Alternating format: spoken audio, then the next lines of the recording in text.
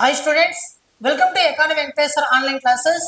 ఈరోజు అనగా ఏప్రిల్ 18, 2026 వార్తలు నిలిచినటువంటి కరెంట్ అఫైర్స్ అంశాలు కనుక మనం ఒకసారి పరిశీలిస్తే, ఈరోజు ఫస్ట్ టాపిక్ వచ్చేసి వరల్డ్ హెరిటేజ్ డే. ప్రపంచ దాని ఏమంటాం ప్రపంచ హెరిటేజ్ అనమాట. మన యునెస్కో చదువు గుర్తింపు పొందుతుంది కదా, ప్రపంచ వారసత్వ కట్టడాల జాబితా. ఓకేనా, ప్రపంచ కట్టడాల జాబితా, వారసత్వ కట్టడాల జాబితా దినోత్సవం తెలుగులో. వరల్డ్ హెరిటేజ్ డేను ప్రతి సంవత్సరము కూడా మనం ఏప్రిల్ 18న సెలబ్రేట్ చేసుకుంటాం. ఏప్రిల్ 8 కాదు, 18 గుర్తుపెట్టుకోండి. అయితే ఈ సంవత్సరం ఈ దినోత్సవాన్ని జరుపుకోవాలని అంటే ఖచ్చితంగా మనకి థీమ్ అనేది చాలా అవసరం. ఆ థీమ్ ఏదంటే emergency response for living. Emergency response for living heritage in context of complex and disasters అనే ఇతరుత్వం ఆధారంగా ఈ సంవత్సరం మనం ఈ దినోత్సవాన్ని సెలబ్రేట్ చేసుకుంటాం. అయితే మీరు గుర్తుపెట్టుకోవాల్సిన అంశం ఏంటంటే యునెస్కో ప్రతి సంవత్సరము కూడా, యునెస్కో ప్రతి సంవత్సరం అనే కాదు, యునెస్కో 1945 నవంబర్ 16 ఏర్పాటైంది. దీని హెడ్ క్వార్టర్స్ వచ్చేసి ప్యారిస్లో ఉంది. ప్యారిస్ ఎక్కడ ఉందంటే ఫ్రాన్స్ దేశంలో ఉంది. ఫ్రాన్స్ దేశంలో ఉంది. ప్రస్తుతం దీని డైరెక్టర్ జనరల్ గా ఖలేద్ ఇల్ ఇనానీ గారు ఉన్నారు. అతని పేరేంటి మిత్రమా?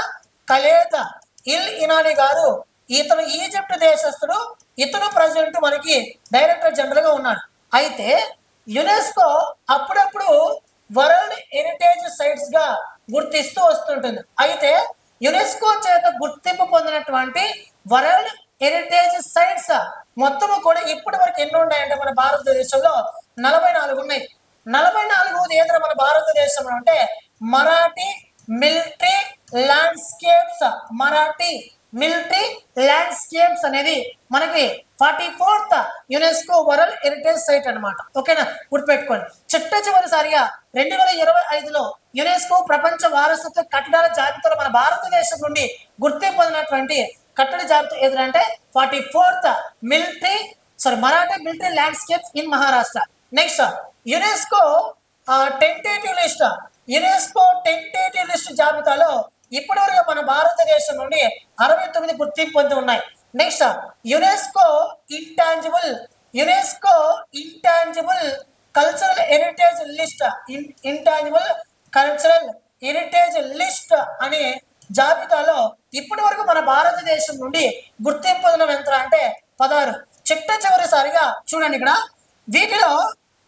వీటిలో 14 వచ్చేసి మిత్రమా దుర్గా పూజ. ఈ దుర్గా పూజ అనేది వెస్ట్ బెంగాల్ రాష్ట్రం మిత్రమా. 15వది ఏదైనా అంటే గర్బా డాన్స్. గర్బా డాన్స్ అంటే మీకు అందరూ కూడా తెలిసినదే. ఏ స్టేట్ అంటే గుజరాత్ స్టేట్. ఓకేనా. నెక్స్ట్ 16వది రీసెంట్లీ గుర్తింపు అనేది మన భారతదేశంలోనే ఇది గుర్తింపు. అది ఏదైనా అంటే దివాళీ లేదా దీపావళి అనేది మన భారతదేశం నుండి 2025లో గుర్తింపు పొందినటువంటి చిట్ట చివరి intangible cultural heritage sites. Next అదే విధంగా UNESCO creative cities network list జాబితాలో మన భారతదేశం నుండి గుర్తింపు పొందినటువంటి మొత్తం నగరాలు 9. 9వ నగరం ఏదిరా అంటే లక్నో. ఈ లక్నో ఏ ఫీల్డ్ అంటే గ్యాస్ట్రోనమీ ఫీల్డ్. గ్యాస్ట్రోనమీ అంటే ఫుడ్ ఫీల్డ్. గ్యాస్ట్రోనమీ ఫీల్డ్ లో గుర్తింపు పొందింది. అంతకు ముందు మనకి కోజికోడ్ వారణాసి ఇవి గుర్తింపు పొంది ఉన్నాయి. చివరిసారిగా లక్నో గుర్తింపు పొందింది. 2025 అక్టోబర్ 31 ఇది గుర్తింపు పొందడం అనేది జరిగింది. ఓకేనా, this is most important topic. ఓకేనా. నెక్స్ట్ భారతదేశ ప్రధానమంత్రి నరేంద్ర మోడీ చూడండి ఇక్కడ గురు భైరవైక్య మందిరాన్ని ఇటీవల ప్రారంభించాడు నరేంద్ర మోడీ. ఎక్కడ అంటే మన పొరుగు రాష్ట్రమైనటువంటి కర్ణాటక స్టేట్ లో ఇది ఒక మందిరం, ఒక టెంపుల్ మిత్రమా. ఏప్రిల్ 15న కర్ణాటక రాష్ట్రంలోని మాండ్య అనే జిల్లాలోని ఆదిచుంచనగరి అనే మఠంలో శ్రీ గురు భైరవైక్య మందిరాన్ని ఇటీవల ప్రధాని నరేంద్ర మోడీ గారు ప్రారంభించడం అనేది జరిగింది. This is important topic. ఒక సింపుల్ టాపిక్ గుర్తుపెట్టుకోండి. ఓకేనా. గురు భైరవైక్య మందిరాన్ని ఇటీవల భారతదేశ ప్రధానమంత్రి నరేంద్ర మోడీ ఎక్కడ ప్రారంభించారంటే మనకి కర్ణాటక అన్న విషయాన్ని మీరు గుర్తుపెట్టుకోవాలి. నెక్స్ట్, ఆఫ్ఘనిస్తాన్కు 13 టన్నుల బీసీజీ వ్యాక్సిన్లను పంపినటువంటి మన భారతదేశం. India deliveries BCG vaccines to Afghanistan to support tuberculosis prevention programme. అంటే ఆ దేశంలో క్షయవ్యాధిని నిర్మూలించడం కోసం మన భారతదేశం నుండి బీసీజీ వ్యాక్సిన్స్ పంపించాం. ఓకేనా, చూడండి, ఆఫ్ఘనిస్తాన్ లో క్షయవ్యాధిని నిర్మూలించడం కోసం, దానికి వ్యతిరేకంగా పిల్లల్లో రోగ నిరోధక శక్తి పెంచడం కోసం మద్దతుగా మన భారతదేశం ఇటీవల 13 టన్నుల బాసిల్ కాల్మెట్ గెరిన్ అనే వ్యాక్సిన్లను సంబంధిత పొడి పదార్థాలతో పాటు పంపిణీ చేయనున్నట్లు విదేశీ మంత్రిత్వ శాఖ తెలపడం అనేది జరిగింది. This is the most important topic. ఓకేనా, ఇక ఆఫ్ఘనిస్తాన్ అంటే మీకు అందరికీ తెలిసినదే. ఆఫ్ఘనిస్తాన్ దేశంలో దాన్ని ఏమంటారంటే తాలిబాన్ల ప్రభుత్వం కొనసాగుతుంది. అయితే తాలిబాన్ల ప్రభుత్వం ఆ దేశంలో విపరీతమైనటువంటి అరాచక పాలన. ఓకేనా, పిల్లల్ని చదువుకోనివ్వడం లేదు, లేడీస్ని ఒకరే బయటికి రాకూడదు, ఖచ్చితంగా బుర్కా ధరించి రావాలి, లేడీస్ టీచ్ చేయాలి, మళ్ళీ జెంట్స్ టీచ్ చేయాలి. ఇది అరాచక పాలన. మహిళల యొక్క హక్కులను కాలరాస్తున్నటువంటి దేశం ఏదంటే మనకి ఆఫ్ఘనిస్తాన్ దేశం. నెక్స్ట్, ఇక్కడ చూస్తే భారత్ మరియు సౌత్ కొరియా అనే దేశాల మధ్య జరుగుతున్నటువంటి ఒక చర్చ, రెండు దేశాల మధ్య జరిగినటువంటి ఒక చర్చ. చూడండి, ఇక్కడ ఇండియా సౌత్ కొరియా డిస్కస్ అనే చర్చలు స్ట్రెంథనింగ్ సామర్థ్యం. దేనికంటే ఎకనామిక్ కోఆపరేషన్, ఆర్థిక బలోపేతానికి. రెండు దేశాల మధ్య ఆర్థికంగా ఏ విధంగా ఎదగాలి, రెండు దేశాలు కూడా ఆర్థికంగా ఏ విధంగా ఎదిగి చూపించాలి అంటే రెండు దేశాలు కూడా ఆర్థిక పరమైనటువంటి విషయాల్లో మంచి వాణిజ్య వ్యాపార కార్యకలాపాలను నిర్వహిస్తూ మన ప్రపంచానికి దిక్సూచిగా ఈ రెండు దేశాలను మారాలని చెప్పి ఇటీవల ఏ రెండు దేశాల మధ్య చర్చలు జరిగాయంటే భారత్, సౌత్ కొరియా. చూడండి, ఆర్థిక సహకారాన్ని బలోపేతం చేయడంపై చర్చలు జరిగినటువంటి భారత్ మరియు సౌత్ కొరియా దేశం. ఓకేనా, నెక్స్ట్ పిడుగుపాటు మరణాలను తగ్గించేందుకు. పిడుగుపాటు మరణాలు అంటే మిత్రమా, మనకి ఎక్కువగా వర్షం పడేటువంటి సమయంలో పిడుగు పడుతుంటారు. పిడుగు ఎప్పుడు కూడా చెట్టు ఉన్న ప్రాంతంలో కానీ, ఒక బండ ఉన్నటువంటి ప్రాంతంలో కానీ, లేదా ఇంటి పైన కానీ ఇక ఎక్కువ పడుతూ ఉంటుంది.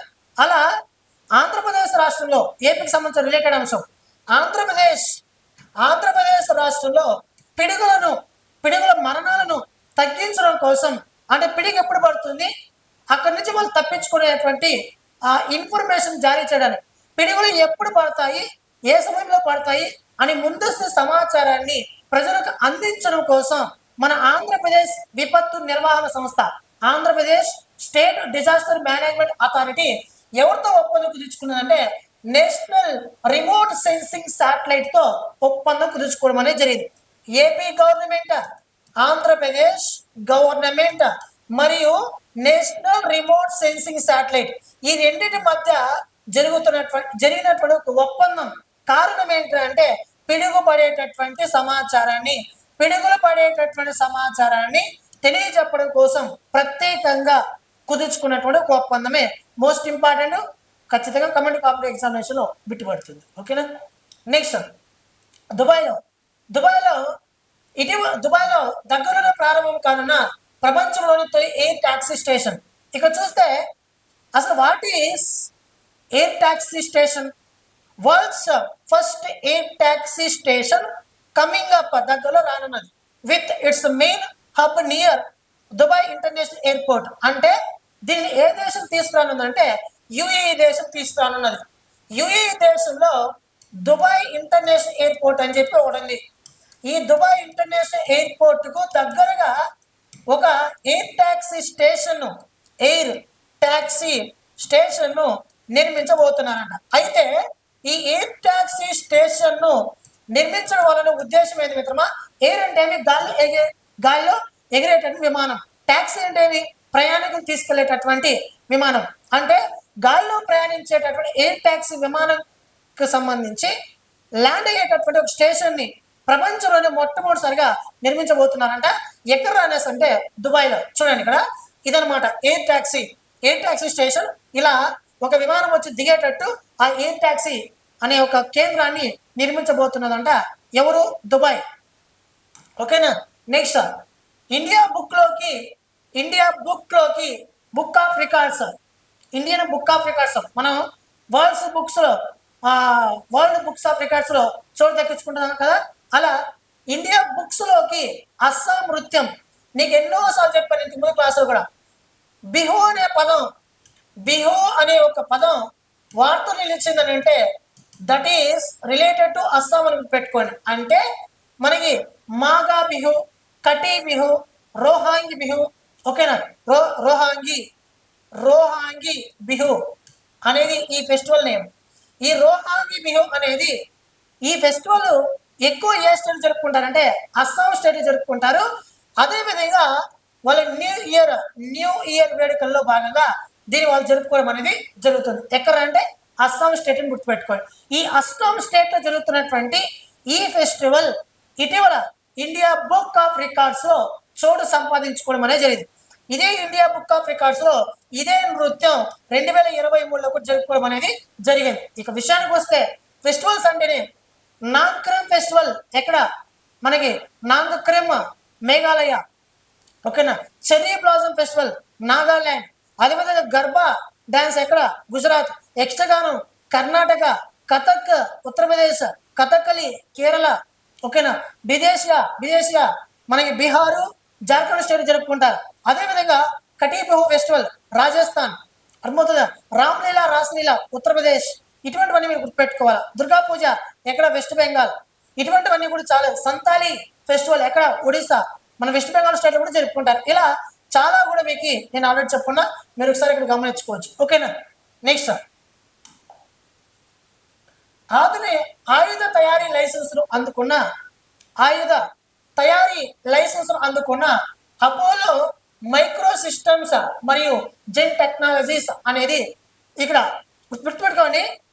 ఆయుధం అంటే ఏం మిత్రమా, ఆయుధాలను తయారు చేసేటటువంటి ఒక సంస్థ అనమాట. ఆయుధాలను తయారు చేయడానికి రెండు సంస్థలకి లైసెన్స్ ఇచ్చారు. ఆ రెండు సంస్థలు ఏంటంటే ఒకటి అపోలో మైక్రో సిస్టమ్స్ అని చెప్పి, మరొకటి జెన్ టెక్నాలజీస్. ఈ రెండు కూడా మనకి ప్రస్తుతం భారతదేశంలో ఆయుధాలను తయారు చేసేటువంటి లైసెన్స్ పొందినటువంటి సంస్థ. చూడండి, అపోలో మైక్రో సిస్టమ్స్ అనే ఒక సంస్థ, ఈ కంపెనీకి 12.7 mm కంటే ఎక్కువ క్వాలిబర్ ఉన్న రక్షణ ఆయుధ వ్యవస్థను తయారు చేసేందుకు పరీక్షించేందుకు అనుమతి ఇవ్వడం అనేది జరిగింది. అంటే 12.7 mm ఉంటుంది కదా, దాన్ని కొలిచేటటువంటి ఎంఎం. 12.7 mm అనే ఒక ఆయుధాలను ఆ కెపాసిటీ గల ఆయుధాలను తయారు చేయడానికి అపోలో మైక్రో సిస్టమ్స్ కి పర్మిషన్ ఇచ్చారు. నెక్స్ట్ ఈ జెన్ టెక్నాలజీస్ అనే సంస్థ 12.7 mm, 23 mm, 30 mm, 40 mm అనే పెరంగులను తయారు చేసేందుకు ఈ సంస్థకు లైసెన్స్ ఇవ్వడం అనేది జరిగింది. భారత రక్షణ రంగంలో స్వదేశీ పరిజ్ఞానానికి అంటే ఇండిజినియస్ టెక్నాలజీకి పెద్దపీట వేస్తున్న తరుణంలో హైదరాబాద్కి చెందిన అపోలో మైక్రో సిస్టమ్స్ జెన్ టెక్నాలజీస్ కు ఆయుధాలు, మందుగుండు సామాగ్రి తయారు చేసేటటువంటి బాధ్యత కేంద్రం నుంచి అధికారికంగా లైసెన్సులు లభించడం అనేది జరిగింది. నెక్స్ట్ తాజా బిలియనియర్స్ జాబితాలో టాప్ ర్యాంక్ నిలిచినటువంటి అదానీ గారు, ముఖేష్ అంబానీ పోయినారు, ఇప్పుడు అదానీ గారు వచ్చారు. చూడండి, ప్రపంచంలో అత్యంత ధనికవంతుడు ఎవరు అంటే టెస్లా అధినేత, స్పేస్ ఎక్స్ అధినేత ఎలాన్ మస్క్ గారు. ఈ తాజా రిపోర్ట్ ప్రకారం ప్రపంచంలోని అత్యంత ధనికవంతులలో టాప్ ప్లేస్ లో ప్రపంచంలో ఎలాన్ మస్క్ గారు ఉన్నారు. ఎలాన్ మస్క్ అమెరికా దేశస్తుడు. ఇతను స్పేస్ ఎక్స్ అధినేత ప్లస్ అదే విధంగా మనకి టెస్లా అధినేత. కాబట్టి ఇతను ప్రపంచంలో అత్యధికంగా డబ్బులు కలిగినటువంటి వ్యక్తి. ఆయన సంపద ఎంత అంటే $656 బిలియన్ మిత్రమా, $656 బిలియన్. రెండవ స్థానంలో వచ్చేసి ఆల్ఫాబెట్ గూగుల్ వ్యవస్థాపకుడు ఎవరు అంటే లారీ పేజ్. ఇతను ఆ సంపద ఎంత అంటే $286 బిలియన్. నెక్స్ట్ మూడవ స్థానంలో అమెజాన్ వ్యవస్థాపకుడు జెఫ్ బెజోస్, $269 బిలియన్. ప్రపంచంలో టాప్ 50 సంపన్నుల జాబితాలో చోటు దక్కించుకున్న భారతీయులు ఎవరు అంటే అదానీ 19వ ప్లేస్ లో ఉన్నాడు. చూసుకోండి, ప్రపంచంలో అయితే 19th ప్లేస్ లో అదానీ, అదే మన భారతదేశం నుండి అయితే ఫస్ట్ ప్లేస్ అదానీ. ముఖేష్ అంబానీ గారు టాప్ 20లో ఉన్నారన్నమాట. ఓకేనా. నెక్స్ట్ మన దేశం నుండి $200 బిలియన్ పైగా మార్కెట్ విలువ కలిగిన తొలితరం వ్యాపారవేత్తగా గౌతమ్ అదానీ గారు రికార్డు సృష్టించడం అనేది జరిగింది. మోస్ట్ ఇంపార్టెంట్, ఖచ్చితంగా క్వశ్చన్ పడేటటువంటి ఒక ఏరియా. అయితే ఇక్కడ చూస్తే ఎవరి బిలియనియర్స్, బ్లూంబర్గ్ బిలియనియర్స్ సూచి ప్రకారం అదానీ సంపద వచ్చేసి 92.6, అదానీ సంపద $92.6 బిలియన్. అదేవిధంగా అంబానీ సంపద వచ్చేసి 90.8, $90.8 బిలియన్ గా నమోదవడం అనేది జరిగింది. ఓకేనా, మోస్ట్ ఇంపార్టెంట్. నెక్స్ట్ 2026-27లో దేశ జీడిపి దాదాపు 6.5% నమోదవచ్చు అని చెప్పి ఇంటర్నేషనల్ మానిటరీ ఫండ్ అంచనా వేసింది. గుర్తుపెట్టుకోండి, ఇంటర్నేషనల్ మానిటరీ ఫండ్ అంతర్జాతీయ ద్రవ్యనిధి 2026-27లో మనకి ఎంత గ్రోత్ రేట్ నమోదవుతుందంటే 6.5% నమోదవుతుందని చెప్పి అంచనా వేయడం అనేది జరిగింది. నెక్స్ట్ అదే విధంగా చూస్తే రీసెంట్లీగా మనకి మూడీస్ అనే ఒక సంస్థ ఎంత నమోదవుతుందని చెప్పింది, 6% నమోదవుతుందని చెప్పింది ఇదే ఇయర్లో. అదేవిధంగా మనకి మోర్గాన్ స్టాన్లీ అనే సంస్థ 6.2% నమోదవుతుందని చెప్పింది. అదేవిధంగా పిచ్ అనే ఒక సంస్థ ఇదే సంవత్సరంలో 7% నమోదవుతుందని చెప్పింది. అదేవిధంగా ఆసియన్ డెవలప్మెంట్ బ్యాంక్ ఎంత నమోదవుతుందని చెప్పింది, 6.9% నమోదవుతుందని చెప్పింది. అదేవిధంగా వరల్డ్ బ్యాంక్ 6.6% నమోదవుతుందని చెప్పడం అనేది జరిగింది. మళ్ళీ ఇప్పుడు ఇంటర్నేషనల్ మానిటరీ ఫండ్ ఎంత మిత్రమా, ఇక్కడ 6.5% నమోదవుతుందని చెప్పి అంచనా వేయడం అనేది జరిగింది. అదేవిధంగా రీసెంట్లీగా మానిటరీ పాలసీ కమిటీ ఇదే సంవత్సరంలో 6.9% నమోదవుతుందని చెప్పి అంచనా వేయడం అనేది జరిగింది. మోస్ట్ ఇంపార్టెంట్, చాలా ఇంపార్టెంట్ గ్రోత్ రేట్లు. ఓకేనా, చివరి టాపిక్ వచ్చేసి మేఘాలయలో ఒక కొత్త జాతి పాము అనేది బయటపడడం అనేది జరిగింది. చూడండి, న్యూ స్నేక్ స్పీసియస్, దాని పేరు ఏంటంటే Calamaria garoensis discovered in Meghalaya's Garo hills. Meghalaya రాష్ట్రంలో గారో అనే కొండలలో ప్రత్యేకంగా బయటపడినటువంటి ఒకటి. మేఘాలయలోని పశ్చిమ గారో హిల్స్ జిల్లాలోని పరిశోధకులు ఇటీవల కలమారియా గ్యారోఇన్సిస్ అనే బొరియలలో నివసించే రెల్లు పాము యొక్క కొత్త జాతిని ఇటీవల గుర్తించడం అనేది జరిగింది. ఇది మిత్రమా మనకు సంబంధించింది. మీ ఫ్రెండ్స్ కు తెలియజేయండి. ఎకానమీ వెంకటేశ్వర యాప్ అని డౌన్లోడ్ చేసుకోండి. దీంట్లో మనకి డైలీ కూడా కరెంట్ అఫైర్స్ అనేది వస్తూ ఉంటాయని చెప్పి తెలియజేయండి. ఏదైనా మీకు డౌట్ ఈ నెంబర్కి కాల్ తెలియజేయండి. 9030539097కి కాల్ చేయమని చెప్పండి. ఈ కరెంట్ అఫైర్స్ కోర్సులో భాగంగా వస్తూనే ఉంటాయి మన యాప్లో కంప్లీట్లీ. ఓకేనా, థ్యాంక్ యూ మిత్రమా, థ్యాంక్ యూ సో మచ్.